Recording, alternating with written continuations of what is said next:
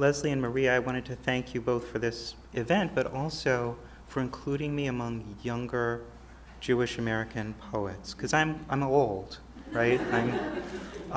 And I think I'm old in a number of different ways.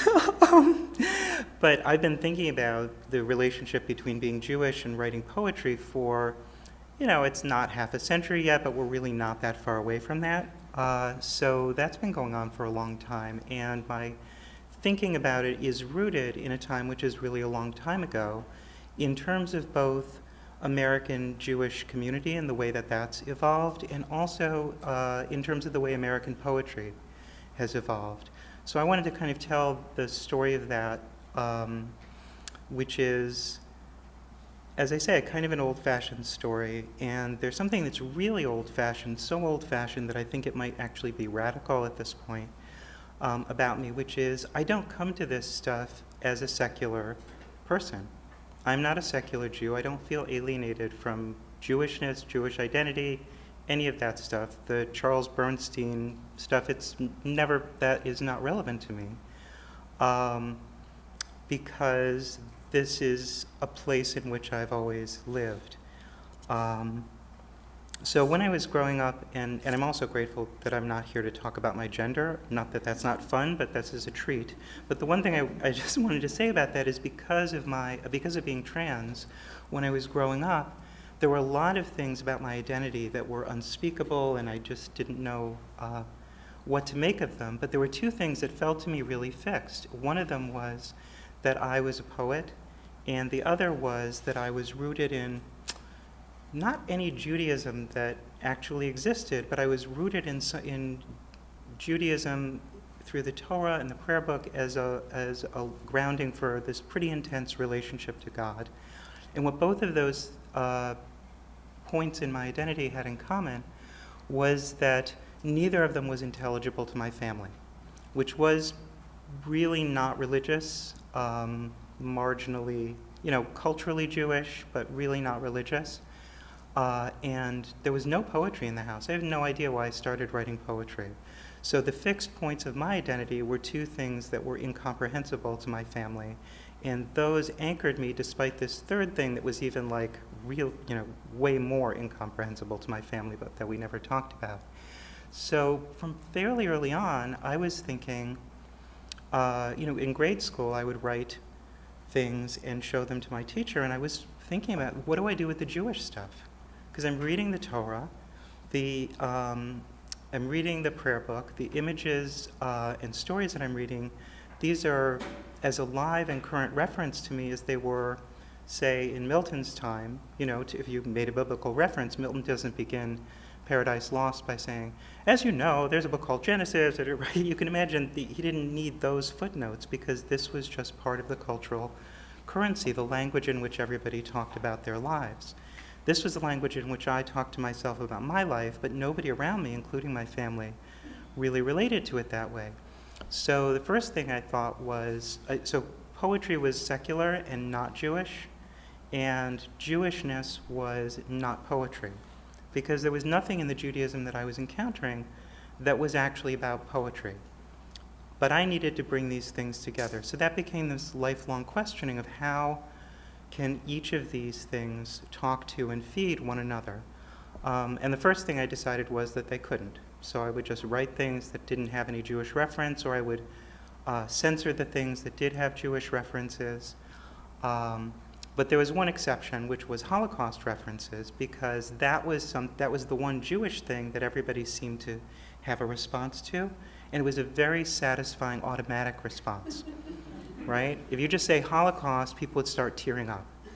And so that was a way of both experiencing the cultural currency of a Jewish referent, but also it was the only time that my poetry seemed to be effective to anybody but me. So if I said something about the Holocaust, my poetry suddenly was very moving. I mean, before I got past the title, people would say it was powerful. And after a while of doing that, it was fun to make my mother cry. My mother was the best for this. So I just hand her a poem, she'd start crying even before reading it because she started to know that it was going to be something about the Holocaust. So I realized that that wasn't the real thing that I was looking for, was this automated response, but it was sort of like what I wanted.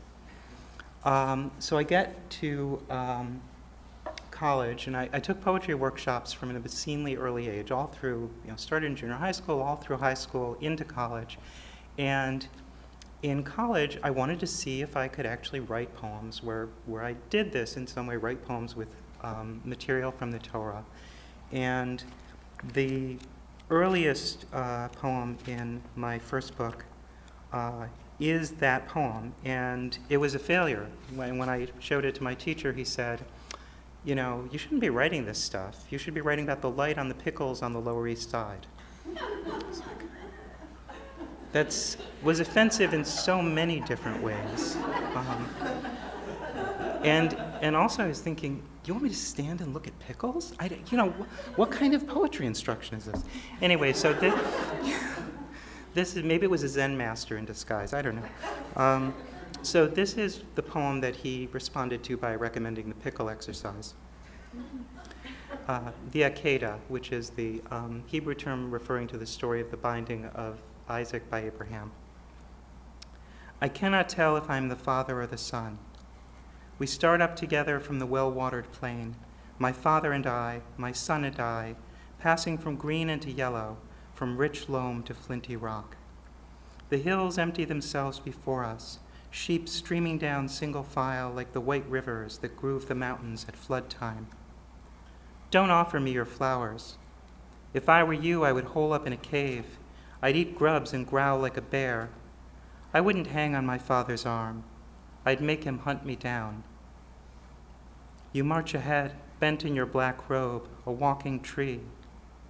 On another day, you'd match your stride to mine.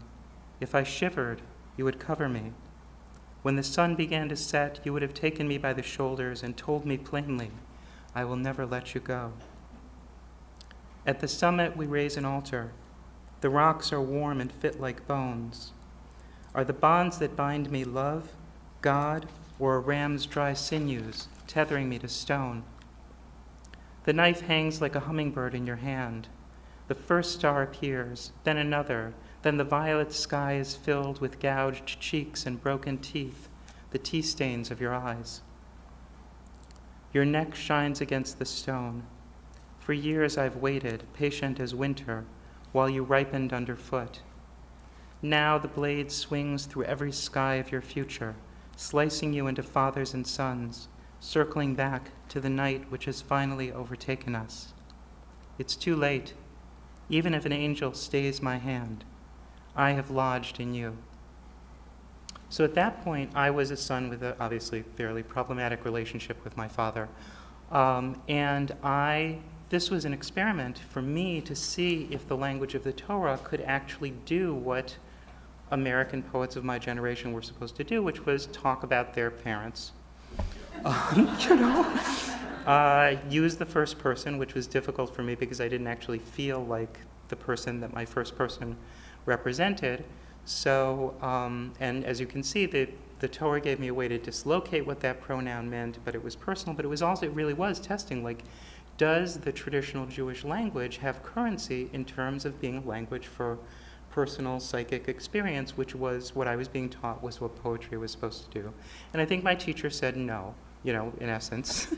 But I worked on the poem for years and years afterward. I didn't even know why. I just felt like I had to keep growing it. And I think it was that. I think this was the basic test. Like, if the Torah couldn't provide a language, even for my own experience, that was poetically effective, then these two things would have to remain separate.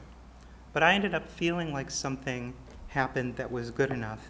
And then that emboldened me to think, well, maybe there's a way to take Jewish stuff and universalize it, to deploy it in poetry in forms where people who have no connection to Judaism, including Jews, would just be able to experience it and enjoy it as poetic material.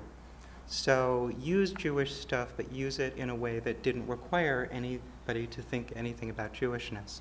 So this poem was an example of that, and as you can see, I'm having a lot more fun doing that. And this is partly, I think, because this was a playful relationship to Jewish material, rather than there wasn't the same kind of emotional stakes.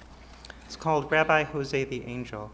And one of the things that I loved growing up was the Maxwell House Haggadah, which is so strange, you can't tell what's going on. But there's actually this Rabbi Jose. I thought, wow, there were Hispanic people in biblical times. Who knew? So that stayed with me. This is Rabbi Jose the Angel. A miracle is an embarrassment, Rabbi Jose the Angel said. His parents were human. We know that. The Talmud preserves a single discussion of the wings that sprouted from his shoulders.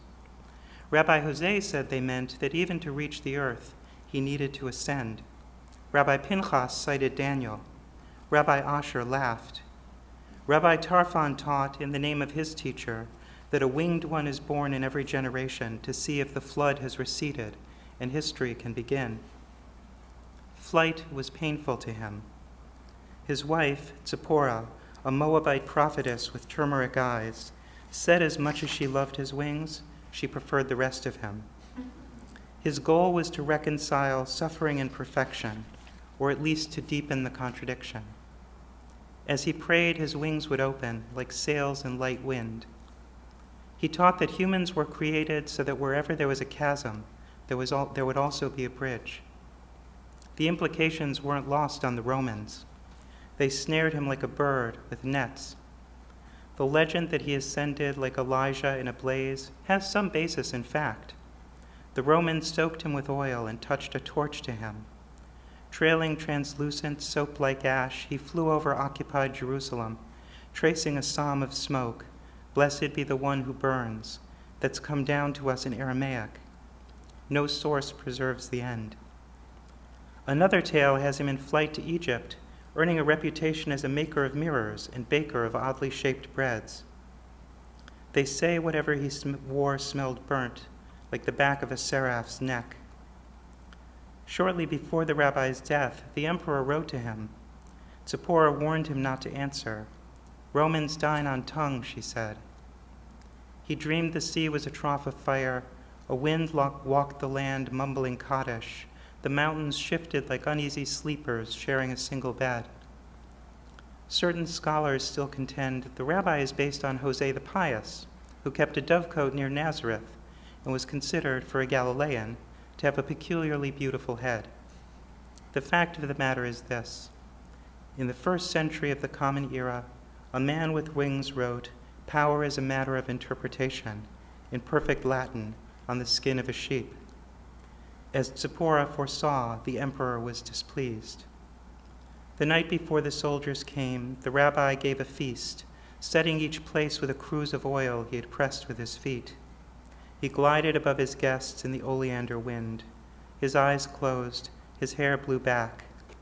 Rabbi Tarfon says he wasn't afraid of death, but of the solace of watching the world collapse into patterns of light and dark, like the shadow of wings on parchment, or the gold and ebony strands woven from human heads into the carpet of conquered gods that cushioned the emperor's steps. Rabbi Asher argued that since Jose didn't know Latin, his death was miraculous. Pinchas agreed with reservations. Zipporah the prophetess wept. Rabbi Jose the Angel said, "Life is a seal on a letter. The wax is broken. We have reached the text." So in good, mid-20th century American poetry workshop form, the poem contains all that you need to know in order to follow the reference. But it sounds like it's referring to a larger world outside itself, but you don't actually need footnotes. That was very important to us. It's written for the most part in conversational English, and the Talmudic rhetorical form that's being used is fused with that conversational English. So I was very pleased with this. But the truth is, it was kind of, it wasn't about being Jewish. It really wasn't. It was about using Jewishness to create a non-Jewish poem. And I continued to want to do things that were, create language that was from being Jewish to being Jewish. What language do Jews speak to each other about issues that are about Jewishness? And again, in the American poetry tradition I grew up in, you're not actually allowed to do that. Poems are supposed to be addressed to a universal audience, which means a not Jewish audience. So I went to graduate school, and then I went to another graduate school, and getting a PhD, and I was not very good at critical theory, with the exception of Bakhtin. And Bakhtin talks about heteroglossia, and he talks about language being inherently composed of a bunch of other languages, a constellation of languages, and artists creating new languages that are made out of constellations of other languages. And I wondered what such a language would say, and whether actually traditional Jewish texts were sufficient to speak to Jews about unspeakable Jewish issues. So I don't think we have time, but I did a sequence in Israel that was about the matzav, the situation. I wanted to instead read something from the Book of Anna, which is written in the voice of a fictional concentration camp survivor. And this, she's a failed poet. She's been writing lyric poems. They all get rejected. Finally, an editor pisses her off. She's good at being angry, by saying, "You should really stop doing this stupid stuff and write the true story of your life." And she's like, "Okay, you want the story of my life? Let's see." And for me, she was a way of testing the capacity of Jewish language and of poetry to address not the Holocaust as this automatic tear-jerking trope, but as something that was really not digestible, not kitsch. So the middle of the book is a series of poems. It's called Song of Songs, and each of the separate poems uses language and imagery from the corresponding chapter of the Song of Songs. So there are 8 chapters, but this is in the form of her sessions with a psychiatrist named Dr. Solomon. And Dr. Solomon speaks he's the only one who uses the actual language of the Song of Songs, and she thinks he's a moron. So this is from the middle of that. It's the 5th section. He has come into my garden, doctor. I am asleep, but my heart is awake. He beats in time, head dripping dew, locks drops of night, scenting the daughter he left behind, the sturm und drang of genocide, reduced to a pair of well-plied thighs, the happy ending of the survived. My beloved has always been, how shall I put it? Blithe, dipping freely into time, wetting his horns and leaping high back to his mountains of spice. If he wants me, doctor, he can find me stacking bricks at the physicist's side. Oh, I'm sorry, there was another footnote. She was a designated survivor. She was a kid. She was an adolescent in the concentration camp, and there were these 3 older Jewish women who decided that they would get her through, and one of them was a physicist. So this is her story. He can find me stacking bricks at the physicist's side. She hisses continuously when the guard's occupied, educating me, she calls it, telling her rosary of minds, Heisenberg, Bohr, Albert, the former postal clerk she spilled sherry on before the war, flirtatiously debating the curvature of time. I faint again just for a second, doctor, topple a brick, shatter the overseer's brimming stein. Who, he asks, without raising his voice. The physicist steps forward. Opals bead her shaven skull, trickle down her spine. I have put off my humanness, beloved. Shall I put it on again? He knocks harder. Open to me, my sister, my dove, my undefiled. I'm a soft touch, doctor. Yearning, oh yes, I yearn for him. Yearning resurrects legs, lips, the golden comb of sex. And pity him, doctor, exposing himself for love to human pettiness. A few inconvenient questions, the kind a shrew would ask. What am I more than the others? Where do you get your skins? When I open the door, my beloved dissolves into night again, his lips lilies dripping myrrh, his cheeks a bed of fragrant herbs, his hands polished brass. My beloved, you are altogether fair, I call, but he gives no answer. The overseer offers a 3-day pass to the first guard who, from 20 paces, can knock the physicist cold with a brick. She never glances in my direction, never gives them a hint. After the 3rd hit, "Fall, you damn Jew bitch," she begins to giggle. She never spoke again. This is my beloved doctor. Ask him about the physicist and just how I should express my gratitude for his deliverance. Speaking of miracles, the watchmen found her, the keepers of the walls, pressed to the barbed wire fence. They beat her, stripped her. Her laughter lifted across the field to the barracks as gun butts crushed her ribs. I was there, doctor, a few feet away, on a work detail. The March wind wafted clove and cinnamon as though he had descended. Call your beloved, most beautiful of women. I call, doctor. No answer from above. If you find my beloved, tell him, doctor, the diagnosis, please. Tell him I am sick with love. So I just want to finish, I know I've gone on and on here, I just want to finish with the end for me was the last question that I had was, can I turn the resources of American poetry into just stuff for Jewishness, right? In other words, can I, instead of taking Jewish stuff and turning it into American poetry, can I take the, what I've learned about American poetics and use it to create Jewish text, so I wrote a book of Psalms, which are their Psalms. They talk to God, who is not a him. God is not a he, but God is a you in these. And so I wanted to. I wouldn't have been able to write it if I hadn't done that study of modernist poetics and Emily Dickinson. But I just wanted to read, I think, 2 of these and then sit down. So this is the first Psalm. There's nothing here that's not your fault, not bees' enslavement to nectar's labyrinths, not the cacophonous greens shaking themselves out like tangled hair, not the sinking shiver of my blood, or the phantom footsteps of disease that haunt my spinal column, searching for bits of self to seize, the way you seize on bits of self you somehow lost in me, not the terror stirring my depths like the sea monsters you created when you were in the creation business, not the bombs your children strap on to detonate in streets crowded with children you seem, in a flash, to have forgotten.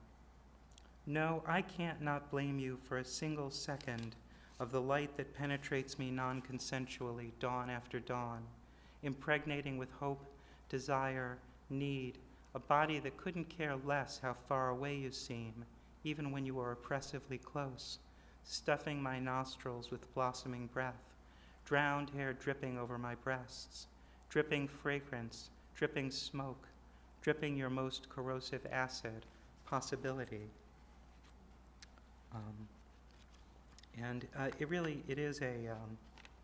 It's a love story. I mean, the sequence of Psalms, it's a bad marriage, but actually, unlike my actual marriage, this one gets a little better. But so this is a moment of reconciliation. This morning we're quiet, sad maybe, but quiet, weaned from the dramatic breast of torment that kept us tossing toward and away from each other all night, exposing our nakedness, as the covers we fought over in our sleep became smaller and smaller. And maybe you hurt me badly. Maybe you said and failed to say words I can never forgive. Maybe you left bruises on my breasts. And maybe my love for you became a kind of hatred, my clinging narcissism. Maybe I was sick of you, and maybe you were responsible for my sickness. And maybe my sickness was a form of love you had no choice but to reject, for both our sakes, for the sake of what's left, lying quietly this morning, bruised and stripped, nursed by the milk of aftermath, the sad but nourishing quiet that flows from the breasts of longing and disappointment. Your disappointment that my longing for you couldn't lead me to accept the body you bestowed upon me like a kiss, a hard kiss, a kiss with teeth and invading tongue, but a kiss nonetheless. and my longing to disappoint the presumption you call love, no matter what you do to me, no matter what I've said. We lie here in the quiet, soul to soul, one an exploding universe, one a sliver of glass, clinging to each other in the physical silence of this narrow bed. Thank you.